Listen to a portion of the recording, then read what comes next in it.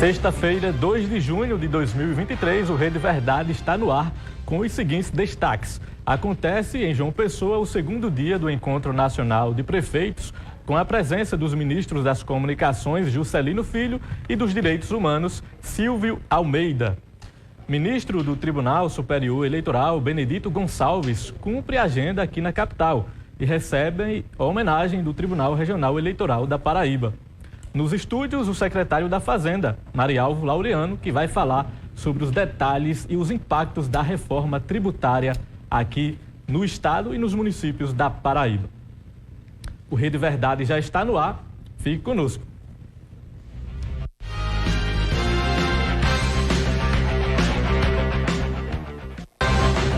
E teve continuidade hoje aqui na capital o Encontro Nacional da Frente de Prefeitos aqui em João Pessoa, reunindo gestores de todo o país para debater o futuro e os desafios dos municípios brasileiros. No Centro de Convenções da capital, participaram das discussões os ministros do governo federal, Juscelino Filho, das Comunicações, e Silvio Almeida, dos Direitos Humanos, além de parlamentares paraibanos. O repórter Washington Luiz conversou com o ministro Juscelino Filho. Nós estamos aqui no Centro de Convenções, vários ministros estão participando do evento aqui na capital paraibana. Um deles, do Ministério das Comunicações, Juscelino Filho. Esse evento que não é o primeiro que eu participo da Frente Nacional dos Prefeitos, esse fórum que reúne os prefeitos dos maiores municípios do país para debater os problemas do dia a dia nesses municípios e, mais do que isso, buscar construir as soluções. E nós estamos aqui hoje como membro do governo, da equipe do presidente Lula, para debater junto com eles todos os assuntos que tangem a conectividade e a inclusão digital, que é esse novo desafio que nós temos de levar essa inclusão digital para os brasileiros que ainda estão desassistidos. Pesquisas recentes mostraram que quase 20% dos brasileiros ainda não têm acesso à internet. Então, é nessa direção que nós vamos estar atuando em parceria com os municípios para que a gente avance, levando conectividade nas escolas, nas unidades de saúde, avançando nas zonas rurais, regiões remotas e assim, fazendo a inserção dessas populações, levando inclusão digital, porque assim a gente vai estar levando inclusão social e diminuindo as desigualdades no nosso país. Está aí a palavra do ministro Juscelino Filho, das Comunicações. O repórter Washington Luiz também conversou com o prefeito de Aracaju, Edivaldo Nogueira, que é o presidente da Frente Nacional dos Prefeitos. Uma boa avaliação, nós fizemos um grande evento. Em primeiro lugar, essa cidade maravilhosa, João Pessoa, que nos acolheu. E foi muito grande o nosso evento, muito importante, porque nós discutimos temas para o futuro das cidades, nós discutimos a ideia de preparar nossas cidades do ponto de vista da resiliência para as mudanças climáticas, enfrentar um tema que daqui a mais algum tempo vai ser muito importante para as cidades. O clima está mudando e é preciso que as cidades se preparem para essas mudanças. Discutimos também a questão da tecnologia, o uso da tecnologia para melhorar a vida das pessoas, as cidades inteligentes, as cidades que incorporam a tecnologia para melhorar serviços de saúde, para melhorar serviços de educação, para integrar melhor o cidadão e, acima de tudo, a tecnologia para o cidadão, levar o Wi-Fi gratuito para que as pessoas possam também ser incluídos do ponto de vista da tecnologia. E quem também falou com a nossa reportagem foi o prefeito da capital, Cícero Lucena, que é o secretário nacional da Frente de Prefeitos. Alguns dos temas que serão debatidos hoje têm uma característica muito forte, a questão emergencial. Por exemplo, do debate, da discussão do piso salarial dos enfermeiros, como também e numa dimensão não diferente, a necessidade da gente encontrar um caminho para solucionarmos o problema do transporte coletivo do nosso país. A maioria das cidades estão com problemas de envelhecimento da frota, de passagem mais cara do que a capacidade de pagar da população, e nós temos que nos unirmos no sentido de encontrar uma solução. Está aí a palavra do prefeito Cícero Lucena, lembrando que esse encontro da Frente Nacional de Prefeitos acontece desde ontem aqui na capital, debatendo temas como mudança climática, sustentabilidade, reforma tributária, desenvolvimento social, Ontem estiveram também presentes aqui o ministro de Minas e Energia, Alexandre Silveira, o ministro do Desenvolvimento Social, Wellington Dias, o ministro do Tribunal de Contas da União, Augusto Nardes. As discussões continuam acontecendo agora à tarde, temas importantes para os municípios brasileiros e também aqui da Paraíba, sobre o futuro dessas cidades. Inclusive também, como eu já falei, sobre a reforma tributária, que é um assunto que está na ordem do dia do país. E sobre esse assunto a gente vai conversar também a partir de agora com o secretário da Fazenda da Paraíba, Marialvo Laureano, que já se encontra aqui em nossos estúdios. Secretário, seja muito bem-vindo mais uma vez à TV Arapuã. Obrigado, Felipe. É sempre um prazer estar aqui, participar aqui do Rede Verdade e todos os programas aqui da Arapuã. Reforma tributária é um assunto da ordem do dia, como eu já falei, discutido hoje pelos prefeitos lá no Centro de Convenções, nesse encontro com dezenas de gestores de todo o país. Secretário, qual é a reforma tributária ideal, tanto para o Estado quanto para os municípios? A reforma ideal é aquela que reduza a carga tributária e aumente a base tributária. Essa seria a melhor reforma tributária, né? Nós temos no Brasil uma carga muito grande no imposto sobre consumo. E a reforma, nós acreditamos que agora vai sair, né? Não só pelo empenho do governo federal, né? Quando nomeou um secretário API, só para isso, Bernardo API, só para alavancar, digamos assim, a reforma tributária, bem como com o Congresso, com o nosso relator aí, o deputado Aguinaldo Ribeiro, que é o relator, né, e é um estudioso da matéria. Ele já fez o relatório anterior de 2019, lá para cá, claro que evoluiu muito, né? Nós tínhamos em 2019 uma coisa bem interessante, Felipe. Nós estamos falando agora da reforma tributária no que se refere ao imposto sobre consumo. A reforma tributária é bem mais ampla, quando terá também o imposto sobre a renda, e aí de competência da Receita Federal. Imposto sobre consumo seria competência dos estados e também da Receita Federal no que se refere a PIS/COFINS e o IPI. Em 2019, nós tínhamos um consenso bem interessante entre os 27 estados. Foi um momento diferente. Hoje tem alguns pontos que não são consensuais. Sim, por exemplo? Por exemplo, um exemplo clássico mesmo, que é o principal ponto, eu digo dessa forma, para os estados do Nordeste, que é a criação do Fundo de Desenvolvimento Regional, né? O Fundo de Desenvolvimento Regional, ele vem para quê? Para reduzir as diferenças regionais. Por isso que a prioridade desse fundo, deveria ou deve ser voltado para os estados do Nordeste, Norte e Centro-Oeste. E foi dessa forma que foi desenhado em 2015, ainda em 2015, na época da presidente Dilma, que foi, inclusive, publicada a MP, se eu não me engano, 683. Então, ela criava um fundo e ela dividia e ficava 90 e poucos % exatamente para esses estados e mais Espírito Santo e parte de Minas Gerais. E Minas Gerais também pega uma parte do Nordeste. Isso em 2015. Sim. Agora, não existe um consenso. Isso é um ponto que é, digamos assim, não consensual e que vai ser decidido no Congresso, né? Os estados ditos estados ricos, que são mesmo, como Rio de Janeiro, São Paulo, Minas Gerais, Rio Grande do Sul, os estados do Sul e Sudeste, com exceção do Espírito Santo, eles querem também uma grande fatia, né? E, inclusive, eles dizem, não, se nós não tivermos no FDR, no Fundo de Desenvolvimento Regional, então vamos criar um novo fundo. E qual é a fonte desse novo fundo? Vai ser exatamente parte do FDR. Então, não tem sentido, gente, não tem sentido. Nós temos que trabalhar para não ter dois Brasis. O Brasil do Sul e Sudeste e o Brasil do Norte, Nordeste e Centro-Oeste. Mas aí, secretário, a reforma, pelo que se discute nos bastidores entre os líderes lá do Congresso Nacional, deve ser aprovada nas próximas semanas já, o que se pretende, né? Talvez, quem sabe, ainda no mês de junho ou julho. Vai haver um consenso? O senhor recebeu aqui com o governador João Azevedo, ministros do governo Lula. O que é que eles têm dito em relação a essa reivindicação dos estados do Nordeste?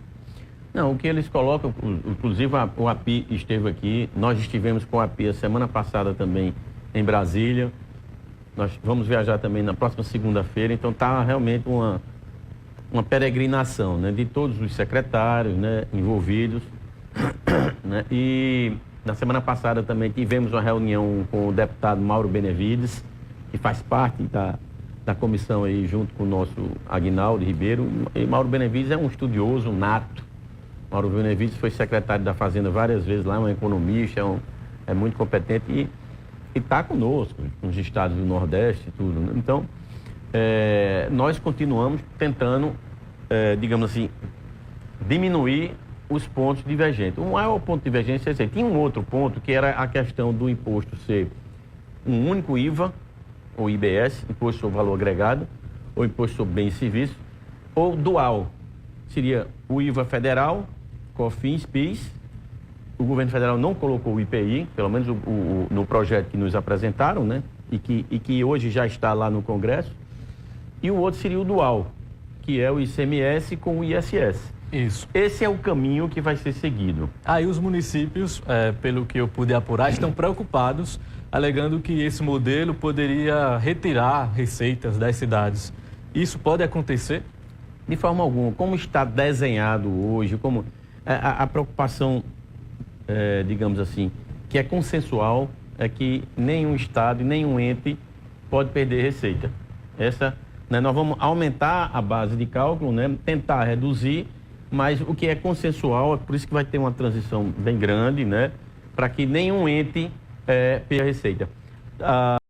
Os municípios com certeza não vão perder, porque estará dentro do percentual, não só o ISS, que está lá dentro do percentual, dentro do IVA, mas também parte do IVA, parte do IBS, que vai ser retirado dos estados para os municípios. Assim como o ICMS hoje, 25% vai para os municípios, parte do IBS também irá para os municípios, além do percentual deles. Agora, secretário, para quem está em casa nos acompanhando, sobre a reforma tributária ainda, o que vai mudar na vida do consumidor? É a forma da cobrança do imposto? Vai haver uma diminuição? Vai haver um aumento? Como é que essa reforma vai impactar na vida do contribuinte, do consumidor?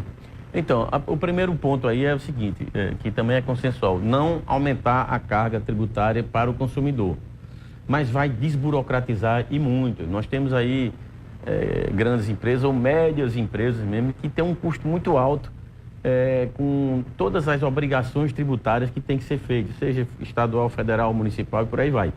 Então, não tenho nenhuma dúvida que vai reduzir e muito essa... Vai simplificar. Vai desburocratizar e vai reduzir os custos para as empresas. Isso aí eu não tenho dúvida nenhuma, não. Mas também a proposta, ela prevê, assim, muitas coisas. Realmente, ela é complexa, né? O primeiro ponto é a tributação no destino, né? Então, isso é fundamental em todos os países de primeiro mundo, é dessa forma.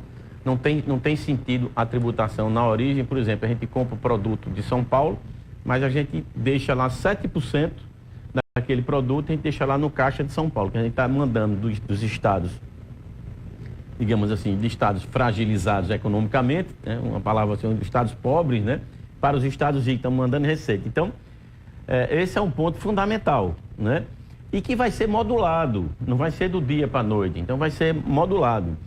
Tudo vai ser com tranquilidade, né. Tem um ponto fundamental também que aqui no Brasil nós não temos também, que chama... O nome ainda está em inglês, é cashback. O que é isso?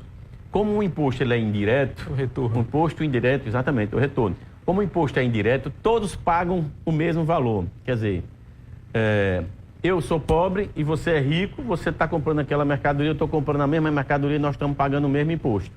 Esse cashback vai ser um retorno de parte do imposto para aquelas pessoas menos favorecidas, digamos assim, aquelas pessoas que têm algum... um Bolsa Família, alguma coisa desse tipo. Então, elas receberão vulneráveis parte do imposto. Igual, pode chamar IBS, retorno de IBS, né, restituição de IPS, mas hoje ainda está o cashback. Sim. E para finalizar essa primeira parte da nossa entrevista, como é que o senhor tem visto o trabalho do deputado federal Aguinaldo Ribeiro? A gente sabe que, me parece, o relatório ainda não foi tornado público, né? Mas o senhor conversou com ele, o senhor tem detalhes dessa reforma que está sendo construída? O que é que ele tem dito ao senhor em relação também à aprovação ou não desse texto no formato como ele está sendo construído? Olha, é interessante, o deputado Aguinaldo, ele está tendo uma peregrinação pelo Brasil, né? Esteve conosco agora também no fórum dos governadores que eu participei, ele estava lá e ele como relator foi quem mais falou lá sobre toda a reforma, os questionamentos dos estados, dos governadores, tudo, né? Esteve aqui no Consórcio Nordeste e está também participando em todas as regiões, ele está colocando. Na verdade, o relatório ele não apresentou ainda, e a gente entende isso, né? Porque você vê, não são só os entes, né? Mas são todos os setores produtivos que estão envolvidos, né? Então, o setor de serviço, setor de indústria, então todos os setores estão envolvidos. Então, ele está fazendo várias audiências públicas, ele escuta todos os setores, mas ele não tem como, digamos assim, colocar a público nesse momento, né?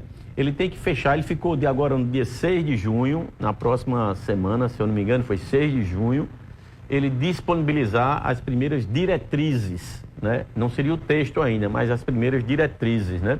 Então, eu acho que isso é uma coisa boa, né? Nós estamos atentos, nós estamos no Concefaz, nós estamos hoje com mais 5 equipes trabalhando, a gente tem reunião hoje novamente, virtual, né? E terei presencial na próxima terça-feira, mas assim, é quase que 24 horas, todos trabalhando, porque sempre tem um ponto, uma questão técnica. A nossa equipe técnica do Concefaz, que é formada pelos técnicos de todas as secretarias, cai em campo e acha uma solução, né? É complexo, mas eu acredito que vai sair, até porque o presidente da Câmara disse aqui, em João Pessoa, que só daria o recesso agora no meio do ano, depois que aprovasse o texto básico, né, Há, portanto, um esforço concentrado aí para aprovação, mas por falar em reforma tributária, secretário, um tema que tem impactado muito também a vida do cidadão que está em casa é a questão do combustível, porque a gente sabe que houve uma mudança, né? Houve uma redução com um anúncio feito pela Petrobras, mas essa semana houve uma mudança no cálculo do ICMS a partir de um acordo ali com os estados, o que provocou um aumento novamente aí nesses preços que já se refletem nas bombas. Que mudança foi essa? Então vamos lá. Primeiro, essa mudança ela veio exatamente da Lei Complementar 194, ainda do governo federal anterior. Ano passado. Então, foi aprovado a Lei Complementar 194 e ela mudou a forma de tributação dos combustíveis. O diesel entrou desde o dia 1º de maio e a gasolina desde ontem. Como é que era? A forma de tributação a alíquota era ad valorem, que é um percentual em cima do preço de saída da mercadoria. No caso do combustível, o preço que é considerado é o PMPF, Preço Médio Ponderado Final, que é exatamente aquele levantamento que se faz de quanto vendeu naqueles últimos 15 dias de combustível e dividir pelo faturamento. Então, você tem um preço médio de toda a Paraíba. Isso aí a gente tem no sistema, que tudo hoje é digital. O preço médio agora, em maio, ele estava em 5,28. 18% de 5,28 dá 95 centavos. Então, o valor que era pago por litro de combustível era 95 centavos. A lei veio e alterou a forma de tributação. Agora é alíquota ad rem, que é o valor fixo em real. E aí, quem define esse valor? O Confaz. O Confaz definiu que o valor que tem a temporalidade mínima de 6 meses será de R$ 1,22. Então, deu essa diferença. E por quê?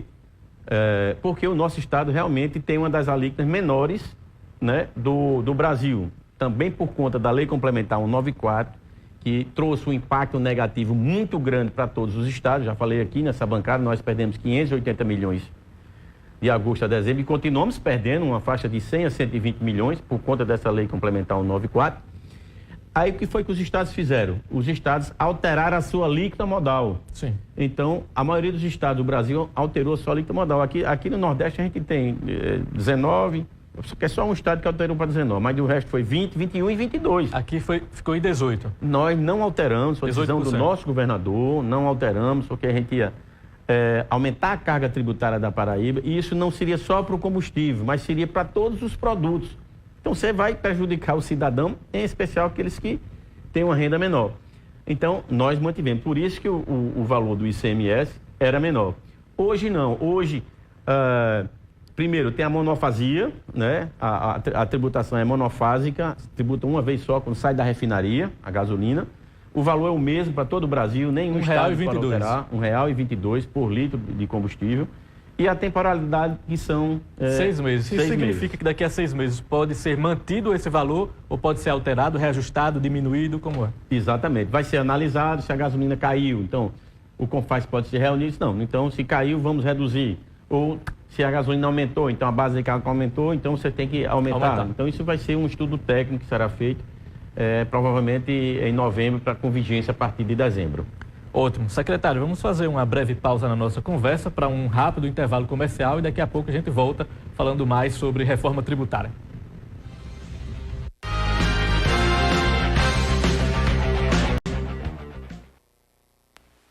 Estamos de volta com o seu Rede Verdade. O ministro corregedor do Tribunal Superior Eleitoral, Benedito Gonçalves, recebe hoje homenagem no Tribunal Regional Eleitoral. Gonçalves se reúne agora no início da tarde com a presidente da Corte, a desembargadora Maria de Fátima Bezerra Cavalcante Maranhão. Às 4 da tarde, o ministro do TSE receberá a medalha de alta distinção, desembargador Flodoardo Lima da Silveira. Benedito Gonçalves, vale lembrar, é o relator da ação que pode tornar o ex-presidente Jair Bolsonaro inelegível. Essa visita do ministro aqui à Paraíba já tem aí como foco as eleições do próximo ano e, de acordo com a presidência do Tribunal Regional Eleitoral da Paraíba, tem também como objetivo aproximar a Corte Eleitoral local do Tribunal Superior Eleitoral e preparar o Estado para as eleições do próximo ano. Está aí o registro. Retomando aqui a nossa conversa com o secretário da Fazenda da Paraíba, Marialvo Laureano. Secretário, a gente já falou muito aqui sobre reforma tributária, mas tem algo também que impacta a receita do Estado, dos municípios e da União, que é a sonegação fiscal. De que forma a sonegação tem interferido aqui nas receitas do Estado? Como é que a Secretaria tem trabalhado para dirimir esse problema? Então, só complementando quando a gente falou do combustível, a gasolina, sim, então essa diferença de 27 centavos que vai aumentar, ela deveria ser absorvida pelos 40 centavos de redução da Petrobras. Então ainda daria uma redução de 13 centavos. Que não chegou, me parece, nas bombas. Me parece que não. Agora, é importante ressaltar que quem define o valor final são os empresários, a livre concorrência, né? Sim. Mas o PROCON também vai agir nesse sentido, né? Para verificar os preços. Não tenho dúvida disso. O nosso PROCON estadual realmente ele é muito proativo, né? Mas então, com relação à sonegação fiscal, a sonegação, que eu sempre digo, eu sempre igualo o crime de sonegação, Felipe, com o crime de desvio de dinheiro público. Aquele mau gestor, aquele gestor que desvia o dinheiro público, o sonegador, ele é assemelhado a esse mau gestor, porque o dinheiro é o mesmo. Aquele dinheiro desviado do mau gestor era um dinheiro que deveria ser voltado para a sociedade na forma de investimentos estruturantes, saúde, educação, segurança, políticas públicas, etc. O dinheiro sonegado é a mesma coisa. O cara se locupletou do dinheiro antes que entrasse nos cofres públicos. Mas é o dinheiro do povo e que deveria retornar para o povo da mesma forma que do dinheiro que já está nos cofres públicos. Nós modernizamos a nossa secretaria. Além disso, nós criamos também uma gerência de combate à fraude. Exatamente, essa gerência, ela trabalha com grandes contribuintes, vamos dizer, com grandes planejamentos tributários. Então, nós trabalhamos com ela juntamente com o nosso setor de inteligência. E nós, juntamente com outras instituições, em especial o Ministério Público Estadual, também a Secretaria de Segurança e a Procuradoria-Geral do Estado. Nós já fazíamos parte do CIRA, que é o Comitê Interinstitucional de Recuperação de Ativos, e criamos o GAESF, que é o Grupo Especial exatamente de combate à sonegação fiscal. Nós atuamos conjuntamente, inclusive no mesmo prédio, né? Então está o prédio lá que tem o Ministério Público, Secretaria da Fazenda, a Secretaria de Segurança, são 2 delegados lá, 2 promotores. Nós temos aí, trabalhando aí, 21 auditores especializados nessa área e 2 procuradores, que está trazendo um excelente resultado. Mas nós atuamos e investimos permanentemente na modernização dos sistemas. Tecnologia também. Tecnologia, não tenha dúvida disso. Agora mesmo nós implantamos um sistema de tudo que entra na Paraíba, nós captamos por câmeras com inteligência artificial. Então essas câmeras, ela pega a placa do caminhão, por exemplo, então ela diz tudo que é que tem dentro, ou diz o peso, diz de onde vem. A gente tem como monitorar, inclusive, quando ele sai lá de São Paulo para cá, porque a gente tem acesso através de convênio das câmeras do DENIT, das câmeras da Polícia Rodoviária Federal e das nossas câmeras aqui na Paraíba. Então, nós investimos e esse sistema, ele hoje é o melhor sistema que tem, conversando com os outros secretários, outros estados estão, digamos assim, copiando o nosso sistema. Um negócio bem interessante. Excelente. E aí, realmente, tecnologia contra a sonegação fiscal. Isso. Mas por falar nisso, secretário, já mudando um pouco de assunto, a gente começa a ter aí o retorno também do maior São João do mundo na economia da Paraíba, lá em Campina Grande, festa do São João, em outras cidades da Paraíba também. De que forma as festas juninas podem impactar positivamente a economia da Paraíba? Não tenho nenhuma dúvida disso, né? Com a receptividade dos turistas, né? Hoje são vários voos extras, voos charter, que pelo menos a Azul, que eu tenho certeza que colocou, não sei se a Gol colocou também. Então nós estamos recebendo sim, e vamos receber durante todo o mês de junho, né? Vários turistas do Brasil e também de fora do país, né? Então a movimentação é grande, então os hotéis, eu não tenho dúvida que ficarão lotados, né? A questão das vendas da mercadoria, as vendas dos produtos, quer dizer, vai dar um upgrade, digamos assim, nas empresas paraibanas. É muito bom. E o nosso governo está apoiando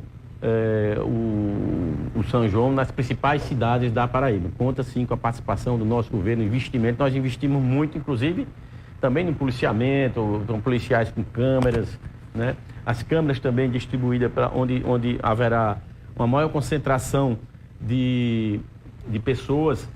Você sabe que hoje nós temos o centro de monitoramento da polícia, que você é uma coisa excepcional, Felipe. Por exemplo, São João e Patos, as câmeras estão lá, a câmera, ela foca na pessoa, quando ela foca, ela já diz o nome da pessoa, CPF, se a pessoa tem alguma questão na polícia, sabe? Um cadastro sujo. É um negócio excepcional. Então, nós estamos investimos em segurança, investimos também na questão da saúde, de prontidão, né? Então, estamos presentes, o governo do estado está presente e sabe da importância do turista aqui na Paraíba. E o governador anunciou ontem um grande investimento aí, né? Tauá, se eu não me engano, que vem para investir aqui no nosso polo turístico. Já é a terceira empresa, está ficando muito bonito o nosso polo, né? Que vai atrair, não tenho nenhuma dúvida, vários investimentos. Secretário, muito obrigado pela participação, excelente a nossa conversa. Eu que agradeço, estamos sempre à disposição, me sinto em casa aqui, Felipe. Grande abraço. Volte sempre. E a você que nos acompanhou até esse momento, muito obrigado mais uma vez por sua excelente audiência. Tenha um ótimo fim de semana e até a próxima.